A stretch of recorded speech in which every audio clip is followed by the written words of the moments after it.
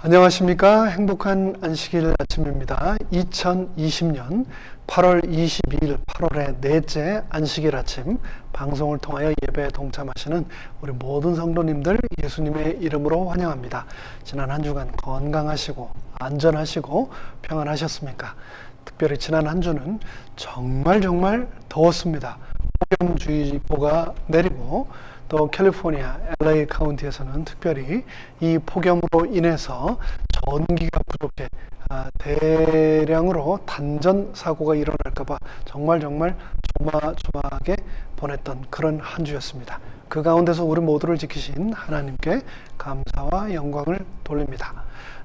미국은 특별히 캘리포니아는 폭염과 산불로 몸살을 앓고 있는데, 한국은 그 장마가 끝나자마자 또다시 코로나 감염이 확산되어 대면 예배가 수도권 지역을 중심으로 또 전면 금지되었다라고 하는 뉴스를 접하게 되었습니다.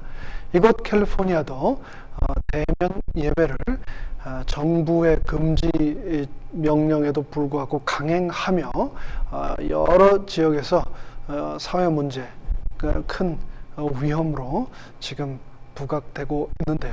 이곳 우리가 있는 캘리포니아뿐 아니라 한국의 교회들을 위하여서도 우리 모두 다 함께 기억해서 앞으로도 계속 기도해 주시면 감사하겠습니다. 지난 안식일 우리가 오늘의 신앙에서 준비하신 특별한 안식일 학교와 또 설교 예배 순서에 다 함께 동참하였습니다. 그 시간 특별히 오늘의 신앙을 책임지고 계신 우리 최창환 장로님께서 코로나 팬데믹으로 인해서 오늘의 신앙이 재정 절벽의 위기에 지금 있다라고 말씀하셨는데 참 마음이 안타까웠습니다. 지난 안식일에 우리 많은 성도님들께서 헌금에 동참해 주셔서 감사드립니다. 혹시 지난주에 못하셨다면 잊지 마시고 오늘 안식일 또 다음 안식일까지 해가지고 오늘의 신앙을 위한 마음을 또 기도를 담은 헌금에 꼭 동참해 주시기를 간절히 부탁드립니다. 아울러서 매번 제가 교회에 올 때마다 여러분께서 주신 안부와 함께 여러분들이 주신 그 개인적인 기도 제목을 가지고 교회는 비록 비어 있지만 정말 열심히 여러분을 위해서 또 이 교회를 위해서 기도드리고 있습니다. 기도 제목 보내주십시오. 여러분들이 주신 기도 제목을 가지고 여러분을 위해서 기도드리는 것을 저는 정말 큰 특권이라고 생각을 하며 그 기도에 하나님께서 분명히 응답하신다고 저는 믿습니다. 한 마음으로 기도하고 또 그 일을 위하여 계속해서 기도 제목을 보내주시기를 부탁드립니다. 여러분, 코로나 때문에 세상 사는 낙이 없다, 재미가 없다라고 하는 분들이 간혹 계십니다. 그런데 그런 와중에도 가끔 너무 어이가 없어서 웃긴 그런 경우들이 있어서 한 번씩 웃습니다. 거짓말이 들통나서 그 황당한 거짓말 때문에 헛웃음이 나오는 그런 경우들이 있는데요. 특별히 요즘은 SNS가 너무 발달해서 그런 내용이 순식간에 일파만파 전해지는데, 그런 뉴스들 때문에 어이가 없는 경우가 한두 번이 아닙니다. 제가 대학 다닐 때 장애인 복지시설에서 봉사하며 그들을 위해 특별히 수화통역 봉사를 하던 동아리가 있었는데 생각이 납니다. 그 동아리 활동하던 친구들은 집회 때 수화로 찬양을 자주 하곤 했습니다. 그 기억과 함께 오버랩 때는 또 다른 한 제 추억은요, 저희 어머니가 사시던 시골집 바로 가까이 이웃에 청각 장애인 부부가 사셨었습니다. 내 아저씨는 반 벙어리셨고 아주머니는 완전 벙어리, 말 아예 못하는 분이셨습니다. 그런데 그 아주머니, 그 말을 못하시는 그 아주머니는 저희 어머니 가장 친한 친구, 이웃 중에 한 분이셨습니다. 너무도 신기한 것은 제가 알기로는 저희 어머니는 단 한 번도 수화를 배운 적이 없는 걸로 알고 있는데, 두 분이 만나면 몇 시간씩 이야기를 나누시는 모습을 제가 어렸을 때 많이 봤습니다. 우리가 사용하는 언어도 한국어가 있고 영어가 있고 또 한국말에도 서울말이 있고 사투리가 있듯이 수화에도 사투리 같은 게 있나? 그래서 그걸 배우셔가지고 두 분이 그렇게 같이 대화를 하셨나? 생각도 드는데 뭐 지금은 두 분 다 돌아가셨으니 물어볼 길도 없고 어찌되었건 이 verbal language 뿐만 아니라 우리가 주위에서 자주 접하게 되는 이 sign language 굉장히 중요하다는 것은 굳이 말하지 않아도 우리 모두가 너무나 잘 아는 사실입니다. 특히나 요즘 같은 세상에서는 TV를 통해서 보게 되는 뉴스, 공연, 예배까지 특별히 코로나와 관련된 브리핑이나 요즘 한창 또 뜨거운 11월 대선에 관한 뉴스, 이 모든 게 다 수화 통역을 제공하지 않던가요? 그런데 지난 2017년 11월에 있던 황당한 사건이 최근 SNS를 통해 다시 알려지면서 어이없고 황당한 웃음을 자아내게 한 사건이 있어서 잠시 소개해 드리겠습니다. 플로리다주의 템파의 세미노드 하이츠에서 연쇄 살인 사건이 발생했습니다. 맥도날드에서 일하던 20대 남성이 4명을 연쇄 살해했고 동료의 신고로 경찰에 붙잡히게 됐는데요. 템파 경찰서장인 브라이언 두간은 기자회견을 열고 살인범의 체포 경위를 브리핑을 했습니다. 그런데 피해자 4명 중 1명의 부모가 청각장애인이었기 때문에 경찰 측은 수화 통역사 데런 로버츠를 참석시켰습니다. 당시 템파 경찰은 데런 로버츠에 대한 별다른 백그라운드 체크 없이 그냥 브리핑에 통역을 하도록 허락을 했고 아무도 그녀의 수화를 의심하지 않았습니다. 그러나 이를 생방송으로 지켜보던 청각장애인들은 데런의 몸짓에 깜짝 놀랄 수밖에 없었습니다. 데런의 수화는 전혀 알아들을 수 없었고 완전히 엉터리인 몸짓을 하고 있었기 때문이었습니다. 데런은 수화처럼 보이도록 표정과 몸짓을 과장해가며 가짜 수화를 한 겁니다. 근데 더욱더 충격적인 것은 이 수화 통역 연기를 펼친 데런이 사기 혐의로 총 5번이나 이전에 경찰에 체포된 전적이 있는 전과 오범의 사기꾼이라는 것이 뒤늦게 밝혀진 겁니다. 실제 영상 속 그녀의 몸짓을 살펴보면 과장되고 큰 몸짓을 취하고 있지만 다소 엉성하고 부자연스럽게 움직이고 있다는 것을 알 수가 있는데요. 수화를 지켜보던 장애인들이 처음에는 그녀가 크리스마스 캐롤 징글벨을 부르는 줄 알았는데 갈수록 아무리 봐도 말이 하나도 안 되는 이상한 동작만 하더라는 겁니다. 근데 이 모든 사태를 주변에 있던 기자들과 경찰들은 전혀 눈치를 못 챘던 겁니다. 뒤늦게 경찰은 말하기를 마침 수화 통역이 필요했는데 데런이 경찰서에 찾아와 자기가 통역을 하겠다라고 하자 아무 의심하지 않고 그냥 맡겼다는 겁니다. 전 국민이 보는 방송에서 벌어진 한 사기꾼의 뻔뻔한 수화 사기극, 지금까지 그 황당함과 놀라움을 자아내며 재조명되고 있습니다. 그런데 교회 안에서 이런 비슷한 일을 혹 여러분 경험해 본 적 있으십니까? 요즘 교회들, 특별히 한국 개신교회들 중에서 성령님으로부터 방언의 은사, 축복을 받았다면서 손을 하늘로 들고 세상 그 누구도 알아들을 수 없는 기괴한 말, 외계어들을 쏟아내는 사람을 본 적 있으십니까? 신학생 시절 비교 종교학 과제 수행을 위해서 서울에 이름만 대면 누구나 다 아는 대형 교회들을 여러 군데 방문했습니다. 그리고 그 예배에 참석을 했었는데요. 예배 도중 수천 명이나 되는 참석자들이 손을 들고 찬양을 하다가 갑자기 일제히 알아들을 수 없는 말들을 쏟아내는 장면을 여러 번 목격했습니다. 정말 섬뜩하죠. 여러분, 그게 뭔지 아십니까? 그것이 바로 그들이 말하는 방언입니다. 우리가 아는 대로 그런 교회들은 물 침례뿐만 아니라 성령의 침례, 즉 그들이 믿는 성령 침례의 증거, 방언을 해야 참으로 구원을 받는다고 믿고 있는데 그들에게 방언은 옵션이 아니고 구원을 위한 필수 조건이기 때문입니다.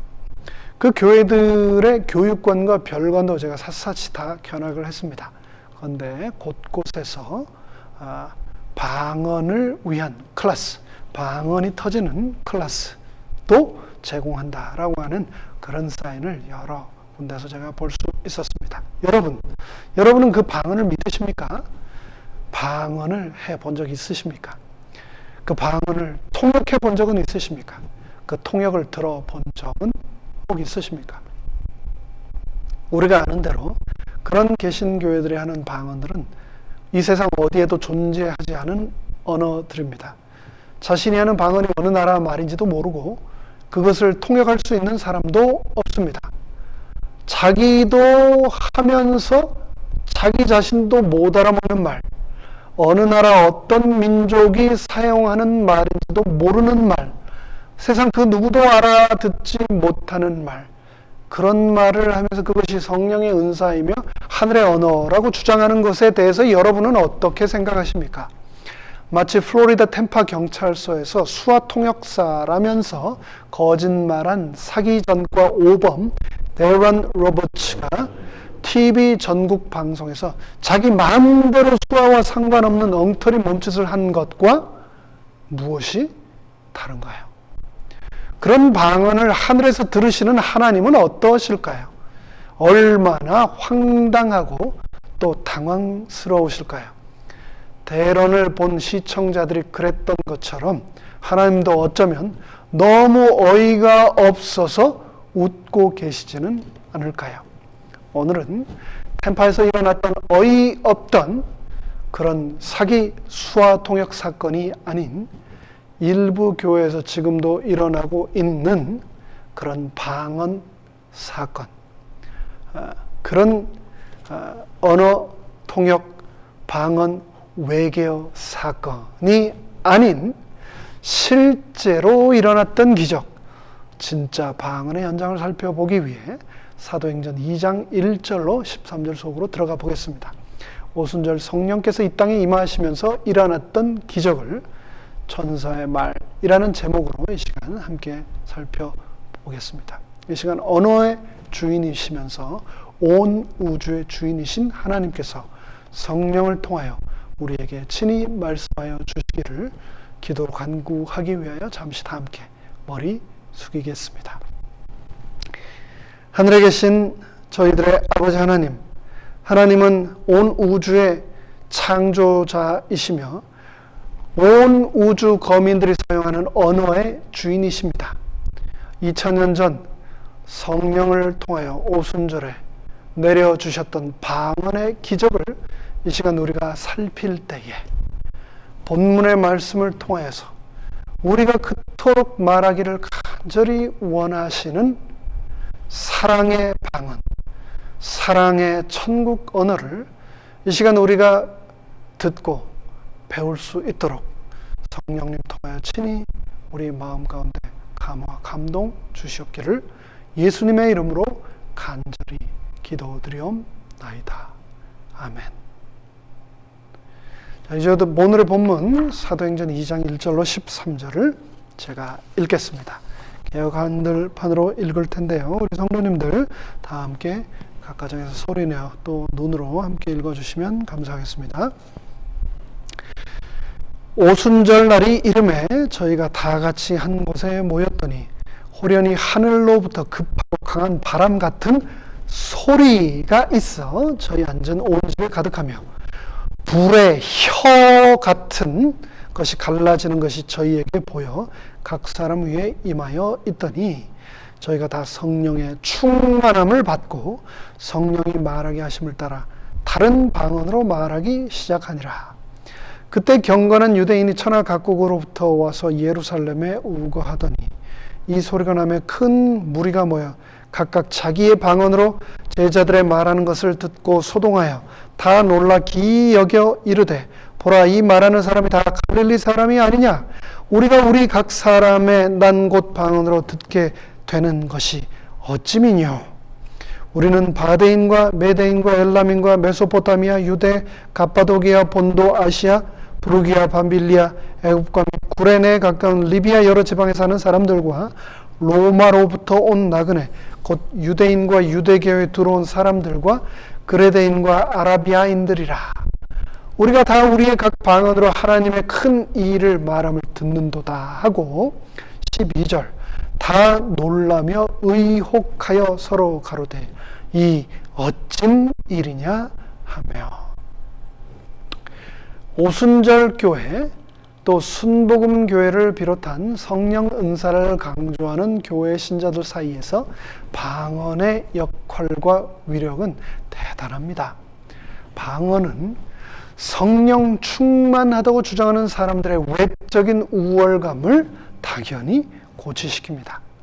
억눌리고 찌든 사람들에게 있어 방언이야말로 그들의 지위를 놀라울 만큼 단시간에 격상시켜주는 마술상자 같은 것입니다. 사회에서나 교회 안에서 힘없고 약한 사람이 방언으로 말미암아 단번에 놀라움과 부러움과 주목을 받아 새로운 지위를 차지하게 됩니다. 그러므로 방언이 과연 성령 충만의 첫째 외적 증거라 할 수 있는지 생각해 보는 것은 굉장히 중요합니다. 방언은 정말 하늘의 언어일까요?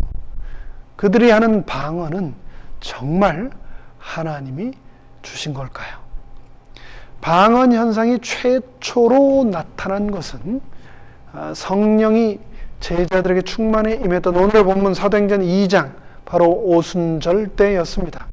오순절은 6월절로부터 7일에 즉 7일 일주일 7번 77 49일이 지나고 하루가 더 된 50일째에 맞이하는 유대인의 명절입니다. 그래서 초실절 혹은 77절이라고도 불리는 이 명절은 유대인 버전으로 땡스기빙입니다. 출애굽하여 노예로부터 해방을 감사하는 명절인 6월절 이후 50일 그들은 곡식의 첫 열매를 추수하여 하나님의 제단에 바치는 그 명절을 맞이했던 거지요. 이 오순절에 대하여 재림교회 성경주석은 다음과 같이 또 자세하게 부연합니다. 유대력의 모든 절기들 가운데 오순절이 가장 많은 수의 순례자들을 먼 곳으로부터 끌어들였다. 이른 봄과 늦가을에는 육지와 바다를 통해 여행하는 것이 위험했기 때문에 6월절이나 초막절에 다수의 사람들이 해외에서 올 수 없었다. 그러나 오순절 무렵은 여행하기 좋은 때여서 이 시기만큼 여러 나라에서 대표자들이 예루살렘에 참석하는 절기는 없었다. 성령의 은사가 그처럼 직접적이고 즉각적이며 멀리까지 효력을 발휘할 수 있는 때는 없었다. 라고 재림교회 성경주석이 말하고 있습니다. 예수님이 십자가에 돌아가셨습니다. 6월절 때이죠. 그리고 부활하신 후 40일간 제자들과 함께 하셨습니다. 그리고 40일 후 승천하신 예수님, 그리고 남겨진 제자들은 함께 모여 열흘간 전심으로 기도하며 이 명절 바로 오순절을 맞이하는데 바로 그때 2절에서 말씀한 것처럼 호련히 하늘로부터 급하고 강한 바람 같은 소리가 그들이 앉은 온 집에 가득하게 됩니다. 보이지 않는 그 소리가 온 그 다락방을 가득 채웠습니다. 그리고 3절과 4절에서 마치 불의 혀처럼 갈라지는 것들이 그들에게 보여 각 사람 위에 하나씩 하나씩 임했습니다. 그 결과 그들이 다 성령의 충만함을 받고 성령이 말하게 하심을 따라 다른 언어들로 말하기 시작했습니다.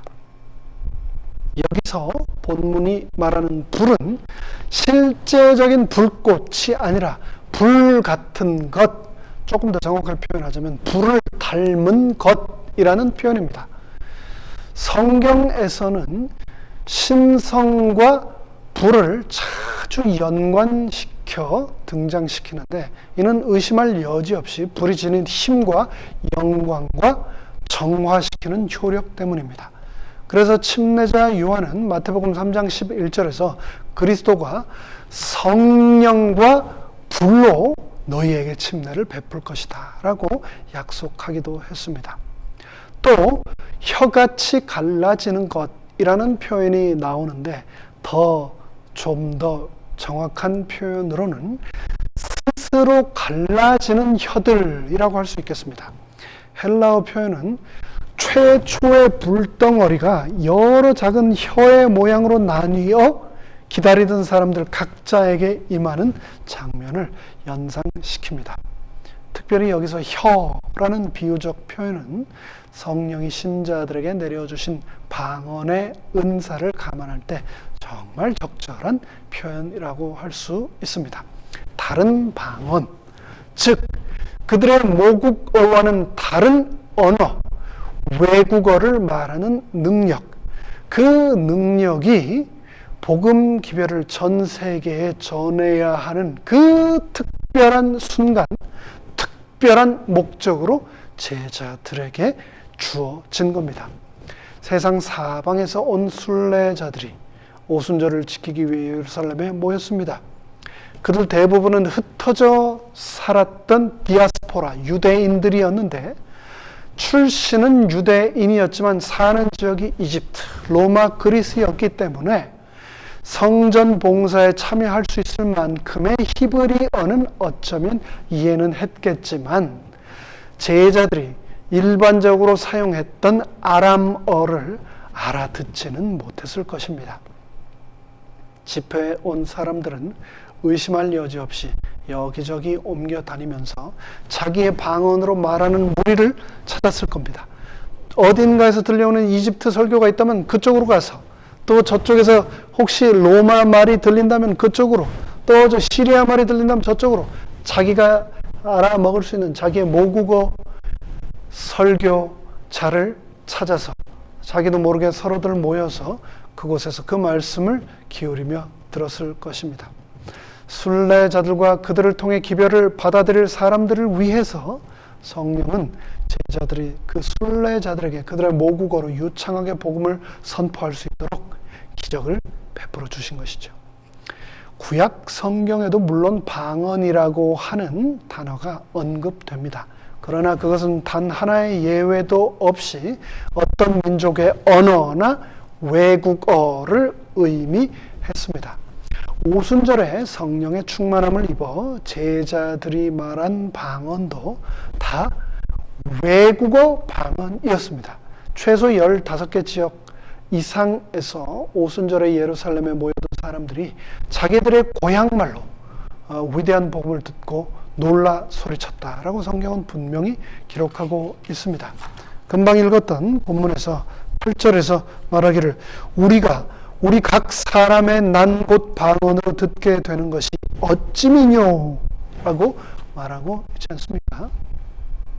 오순절에 성령의 충만함을 입은 제자들이 맨 처음 받은 성령의 은사는 바로 방언의 은사였습니다. 그것은 방언의 은사가 그 당시 그 환경에서 가장 절실하게 필요했다는 것을 의심할 여지 없이 우리는 알 수 있습니다.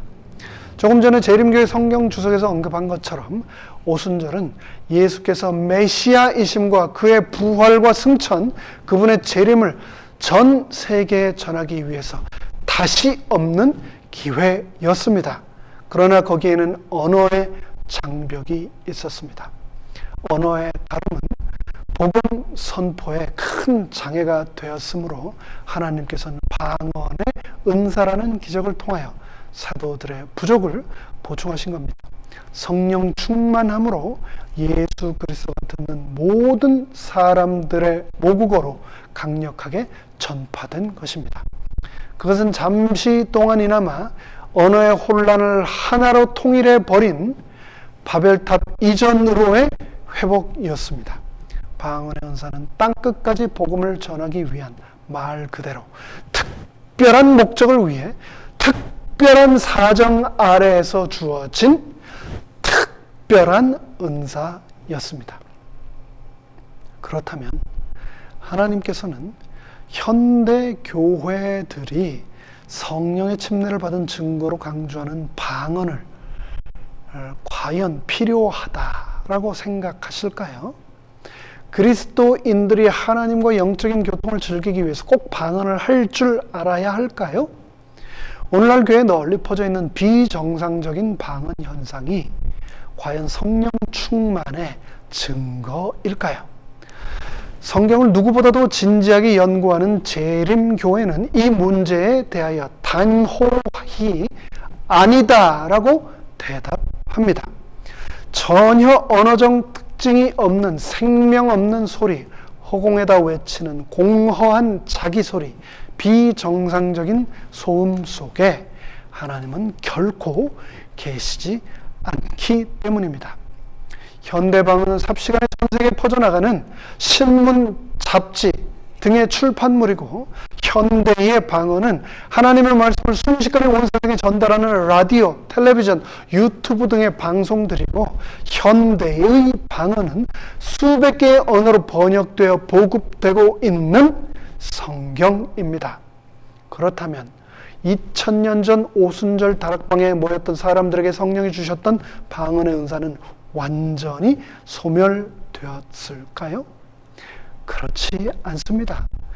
여전히 오늘날도 문명으로부터 완전히 고립된 오지, 선교지나 방언의 은사라고 하는 특별한 기적이 필요한 곳에서는 여전히 성령께서 역사하시고 그 방언의 은사를 통해서 일하고 계심을 우리는 봅니다. 특별히 환경에서 특별한 목적을 위해서 필요하다면 성령님께서는 우리에게 2000년 전 오순절 다락방에 모였던 사람들에게 주셨던 동일한 방언의 은사를 여전히 주실 것입니다.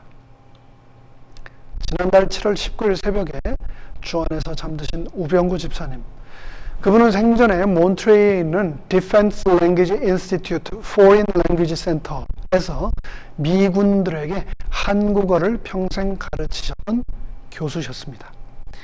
미군은 세계 최강의 군대입니다. 그 미군들이 전 세계에 흩어져서 복무할 때 가장 필요한 것은, 총보다도 더 필요한 것은 그 파견지의 문화와 언어입니다. 그곳에서 한국어를 포함한 16개 언어 및 40개의 나라와 문화를 가르치는 것이죠. 몬트레이는 Defense Language Institute에서 말입니다. 언어 없이는 인간이 존재할 수 없습니다. 인간과 동물을 구분하는 가장 큰 특징 중 하나도 바로 언어 아닙니까? 그래서 모세오경, 잠언과 바울 서신을 비롯한 수많은 성경에서도 많은 지면을 할애하며 우리의 사용하는 언어에 관하여 정말 많은 말씀을 하고 계십니다. 태초에 하나님께서 천지를 창조하실 때 세 분의 하나님께서 함께 모이셔서 나누셨던 언어는 어떤 언어였을까요? 하나님께서 아담과 하와를 창조하시고 에덴 동산에서 그들과 나누셨던 언어는 어떤 언어였을까요? 노아가 방주를 지을 때 사용했던 언어는, 그리고 홍수 사람들이 바벨탑을 쌓을 때 사용했던 언어는 어느 나라 말이었을까요? 오늘 우리가 살펴본 사도행전 2장의 성령 강림 사건을 통한 방언 은사 기적은 하나의 세계 언어를 엄청나게 많은 열방과 족속들의 지방 언어로 분화시켰던 바벨탑의 저주를 푸신 사건입니다. 한국에서 코로나 때문에 더 유명해진 신천지 교회 교주 이만희, 그 교주 이만희는 한국 사람들은 더 이상 영어를 배울 필요가 없다라고 말했습니다. 근데 그 이유가 정말 재미있습니다. 다가오는 미래에 한국이 세계의 중심이 되고 한국어가 우주 공용어, 에덴어가 될 것이기 때문에 더 이상 한국 사람들은 영어를 배울 필요가 없다라고 이만희는 말했습니다. 근데 그런 발상을 했다는 게 참 너무나 흥미롭습니다. 여러분은 이 이만희의 발언에 대해 어떻게 생각하십니까? 그리고 여러분은 에덴어, 천국어가 과연 무엇이라고 생각하십니까? 이에 대해서 성경 고린도전서 13장은 다음과 같이 우리에게 말하고 있습니다. 고린도전서 13장 1절로 13절의 말씀 1, 2, 3절과 8절, 13절을 읽겠습니다. 내가 사람의 방언이 나오죠.